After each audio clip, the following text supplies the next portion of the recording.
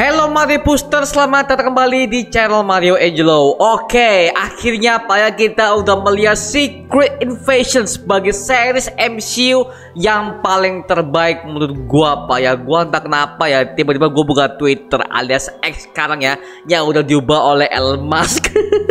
Yang katanya mereka ini para fans pada nggak terima dengan ending Secret Invasion yang seperti itu lah. Menurut gua oke-oke aja, karena jujur aja ya, dari semua series MCU yang paling gua suka sekarang itu adalah Secret Invasion setelah Miss Marvel kemarin Pak, seperti itu. Maka dari itu kita akan review sama-sama mengenai series Secret Invasion yang baru kemarin mereka udah menamatkan semua seriesnya tepat di episode ke-6 yang menurut gua sangat-sangat bagus banget. Oke, seperti apa seriesnya? Oke, langsung kita akan review di video kali ini. Tapi sebelum itu jangan lupa tekan tombol subscribe, karena kalau kalian tekan tombol subscribe dan like video ini sebanyak-banyaknya, dan juga share video ini ke teman-teman kalian, maka gua akan jauh lebih semangat lagi buat video untuk kalian. So Mario Booster, let's break down this video.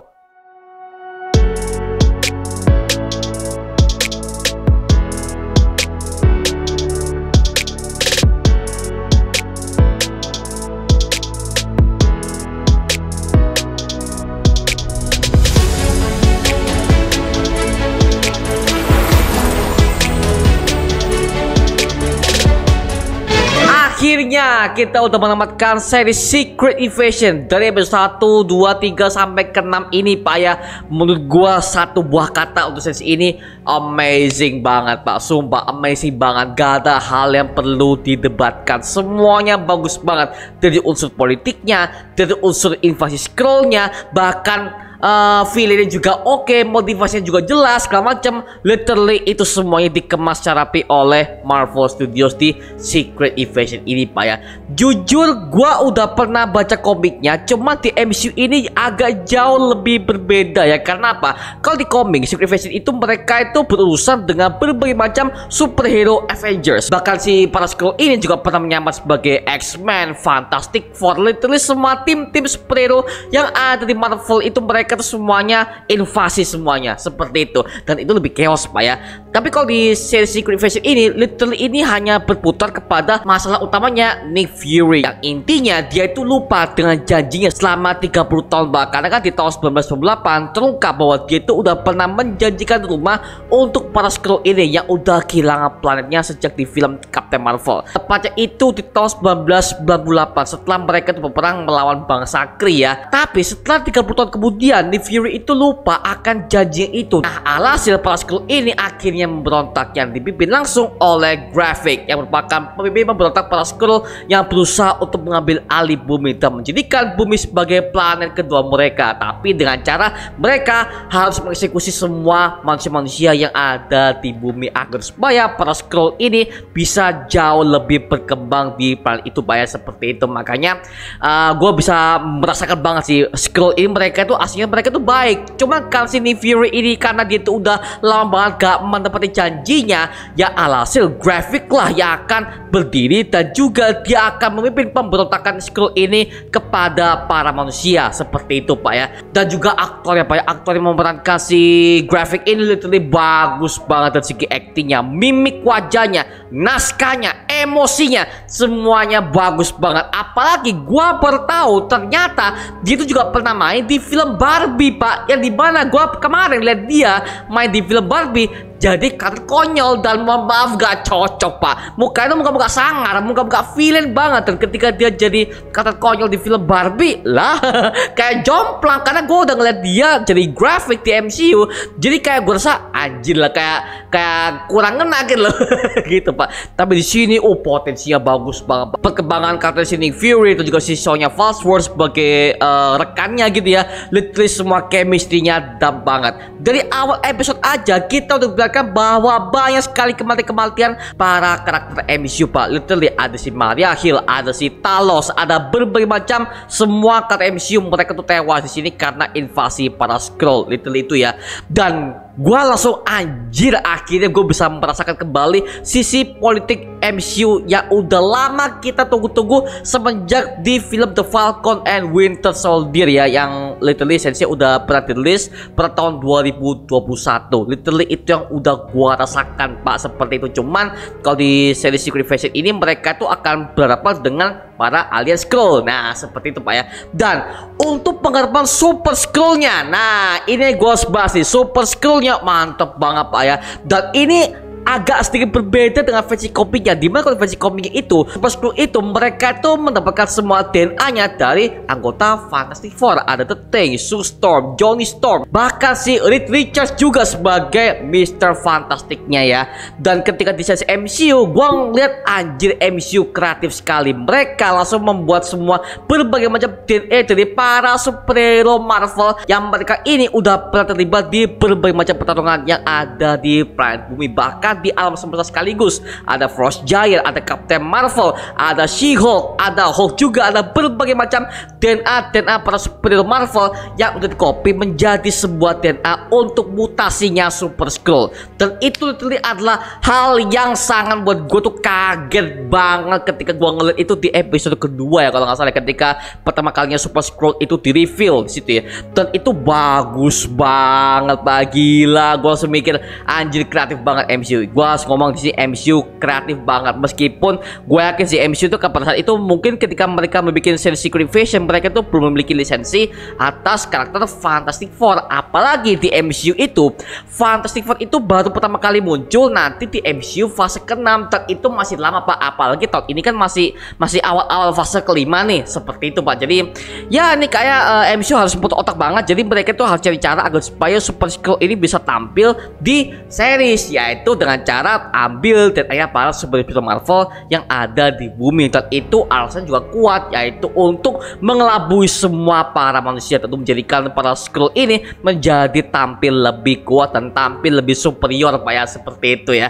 Wow, gila banget sih. Tapi apalagi Pak, karakter si Gaia ini, Mother of Dragon dari series Game of Thrones, aktrisnya akhirnya dia kembali lagi di sini Pak. Dan literally gue ketika ngeliat dia sampai dari awal, pertengahan, ending, developmentnya bagus banget. Ketika di ending, oh my god, gue bisa merasakan Mother of Dragon dia tuh kembali lagi Pak. Dan gue seakan-akan ketika gue ngeliat dia sebagai Gaia, gue kayak ngeliat si Emilia Clarke ini sebagai Mother of Dragon, si Targaryen ini Pak ya. Anjir, gila. Gue kayak ngerasa callback banget kepada series Game of Thrones. Ini buat yang belum tahu ya, series Game of Thrones itu ada sebuah series yang dimana itu menceritakan mengenai politik antar tahta kerajaan. Dan itu literally semuanya politik, seks, banyak banget hal-hal kejam yang diperlihatkan pada masa kerajaan zaman dulu Pak ya.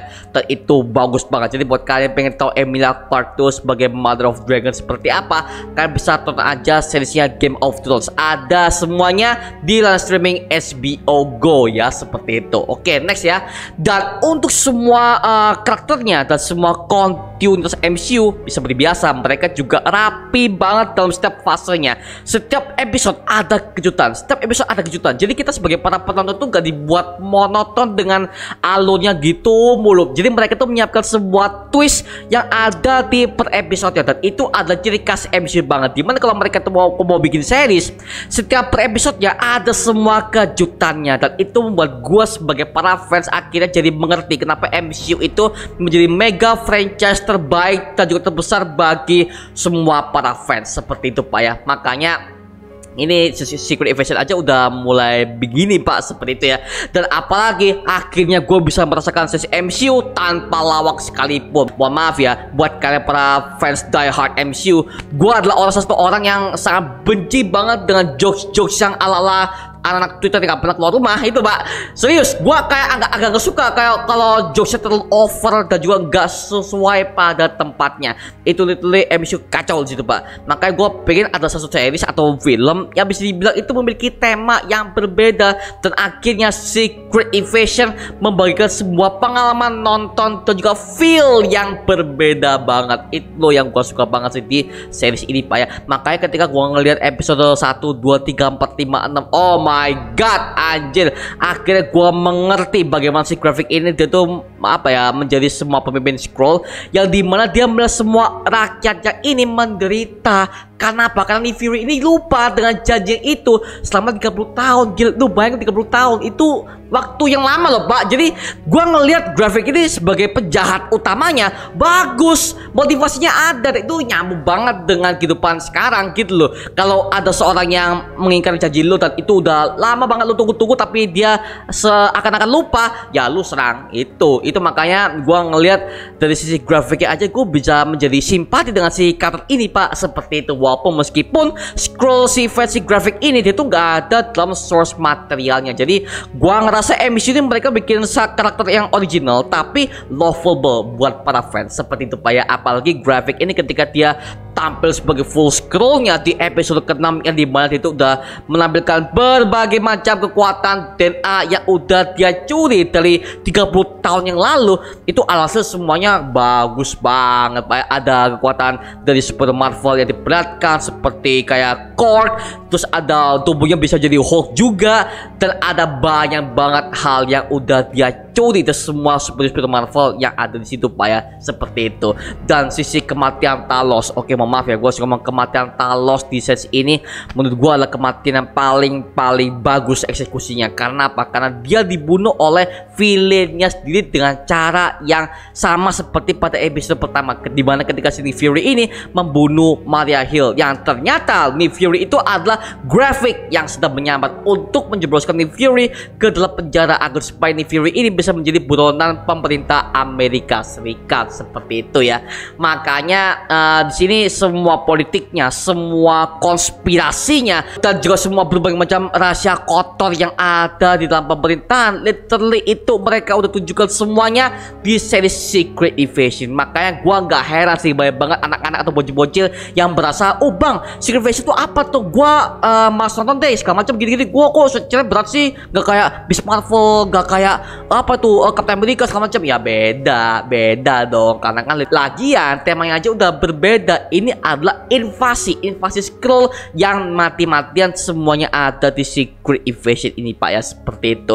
Bahkan kita udah nge-reveal berbagai macam backgroundnya si Nick Fury lebih dalam di sense ini, Pak ya. Jadi buat kalian merasa bahwa Nick Fury itu adalah tokoh yang sampingan di MCU, kalian akan bisa melihat sepenuhnya di series Secret Invasion, di mana situ menceritakan bagaimana ketika si Nick Fury masih menjadi agen bawahan sebelum dia bertemu dengan para Skrull, bahkan dia sebelum bertemu dengan Talos, literally itu dijelaskan singkat di sini. Dan ini juga berita bagus buat kalian yang gak nonton film Captain Marvel. It's okay kalau kalian gak menonton film Captain Marvel, karena series ini udah jelaskan recapnya di awal episode pertama. Jadi gua rasa MCU ini mereka tuh udah menyiapkan, ada fans yang mungkin gak nonton Captain Marvel dan alhasil mereka langsung menyediakan recapnya. Itu bagus banget sih. Jadi gak semua orang bisa mengikuti franchise MCU ini, karena kan franchise-nya udah banyak banget nih, dari film, series, komik, prelude-nya juga masih jalan. Seperti itu, Pak ya.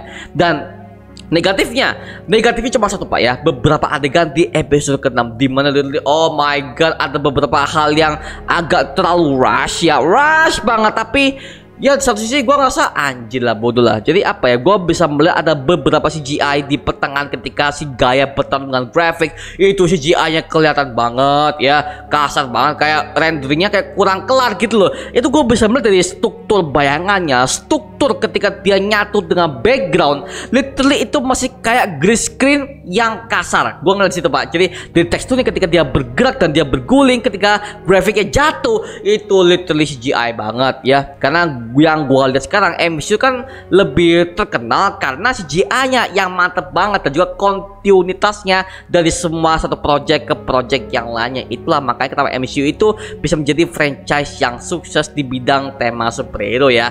Makanya sini gue ngeliat anjir lah, kayak ngerusak banget gitu. Gue udah intens loh ketika gue ngeliat si Gaia ngelawan si grafik yang begitu tension naik blop. Nah itu bagus loh, tapi ya itu akan dirusakan dengan CGI yang agak kurang sih ya. Sama aja kalau kalian lihat The Flash, yang dimana The Flash itu udah menampilkan berbagai macam cameo, tapi yang menjadi masalah adalah CGI ya Pak. CGI itu udah mulai ngerusak banget, dan gue sebagai fans DC juga merasakan hal yang sama kok. Tenang aja, gue juga merasakan begitu. Tapi ternyata di Secret Invasion juga mengalami hal yang sama Pak. Tapi intinya mereka tuh gak semuanya jelek, agak ya beberapa doang sih yang agak facingnya agak kecepatan. Tapi overall bagus dari semua naskahnya, set tempatnya, bahkan untuk kontinuitas ke project setelah itu kayak kita akan bisa melihat semuanya di film The Marvels yang akan siap dirilis pada bulan November tahun 2023 mendatang ya, seperti itu. So ini gua bisa bilang ini adalah series MCU terbaik menurut gua, dan di ending kita bisa melihat Rhodey ya, Rhodey ternyata dia itu adalah Skrull sejak lama, dan dia udah dikonfirm oleh sutradaranya bahwa dia itu udah diculik oleh para Skrull sejak di event Captain America Civil War, dimana kita bisa melihat di ending si Rhodes ini itu kaki udah patah Pak. Karena apa? Karena dia udah ditembak oleh si Vision ketika dia itu dijatuhkan pada saat pertarungan para Avengers itu di airport Pak, seperti itu. Dan kita bisa melihat ternyata si Rhodes ini udah diculik dari situ, dan mungkin dia nggak sadar kalau temannya Tony Stark itu sudah tewas sejak lama, sejak di event Endgame ya. Jadi literally itu kayak Rhodes akan mengalami hal yang sangat trouble ya, dimana dia baru tahu bahwa teman ini udah tewas karena udah menyelamatkan satu universe, seperti itu Pak ya. Literally itu gua mau tahu bagaimana heartbreaknya Rhodes yang asli ketika dia baru tahu bahwa dia itu dicuri identitasnya oleh seorang Skrull yang berusaha untuk menjelekkan namanya Pak. Itu literally aduh kacau banget sih.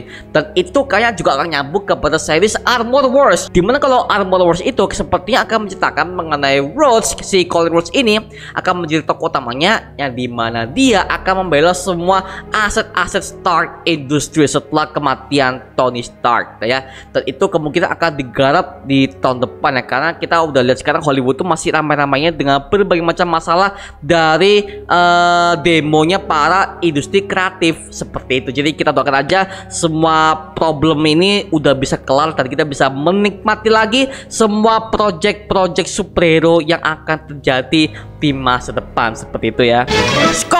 Skor untuk Secret Invasion gua kasih nilai 8,5 dari 10. Jujur gua enjoy banget, dan gua tuh ketika rewatch lagi dari episode 1, 2, 3, 4, 5, 6, oh my god, bagus banget ya. Jadi apa ya, kayak MCU itu udah kembali ke akarnya lagi, MCU udah kembali ke template utamanya lagi, dimana mereka tuh nggak mengandalkan jokes kapan juga gitu bla bla bla. Ada tuh film badut lah ya. Gua agak jujur aja, gua agak kurang suka dengan jokes ala MCU yang bisa dibilang enak Pak gua ngeliatnya Pak. Jadi gua bisa lihat dan juga refresh dengan tema sedark dan sekalam ini Pak, seperti itu. Oke, gua kasih nilai 8,5 dari 10. Semuanya oke banget Pak ya. Oke, tadi wow, Secret Invasion ini kalian harus nonton sih. Buat kalian yang belum nonton Secret Invasion, bisa kalian cek aja, linknya ada di kolom deskripsi di bawah. Gue udah taruh nih ya, gue udah taruh linknya untuk kalian nonton semua episode dari Secret Invasion di Disney Plus Hotstar. Oke, so itu aja mengenai review gue mengenai series Secret Invasion. Nah sekarang giliran kalian. Kalau kalian udah menonton Secret Invasion series ini dari awal sampai akhir, gimana pendapat kalian? Tulis aja di kolom komentar di bawah, dan kita bisa diskusi bareng seperti biasanya, oke? Itu aja mengenai video kali ini. Jangan lupa like, comment, dan subscribe untuk mendukung gua sama video mendidik dan menghiburkan semua, karena gua janji sebisa mungkin gua akan buat video seperti ini lagi untuk kalian. Dan jangan lupa untuk follow semua sosial media kita, Instagram, Twitter, TikTok, bahkan Spotify kita ya. Linknya untuk gue shopkan di kolom deskripsi di bawah, karena di situ kita juga update beberapa konten terbaru buat kalian. Dan kalau kalian ingin join bersama kita di grup komunitas, langsung aja join di grup WA kita, namanya Mario Booster Official. Linknya untuk gue shopkan di kolom deskripsi di bawah. Dan juga terima kasih buat kalian yang udah bergabung ke membership community. Nama gue Mario Angelo, dan sampai ketemu di video berikutnya. Adios semuanya. Woohoo!